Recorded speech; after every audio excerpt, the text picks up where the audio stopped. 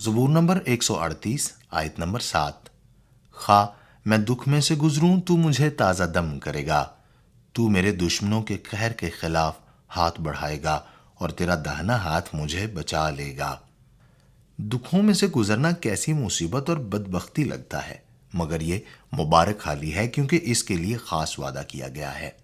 وعدہ ہو تو مصیبت کیسی؟ یہاں خداوند مجھے کیا کہنا سکھاتا ہے، یہ کہ تو مجھے تازہ دم کرے گا، مجھے زیادہ زندگی، زیادہ قوت اور زیادہ ایمان حاصل ہوگا۔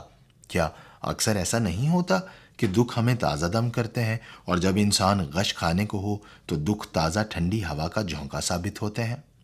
میرے دشمن، خصوصاً سب سے بڑا دشمن، کتنا غضبناک اور قہر آلود ہے۔ کیا میں ہاتھ بڑھا کر اپنے دشمنوں سے لڑوں؟ نہیں، میرا ہاتھ خداوند کی خدمت میں لگا ہو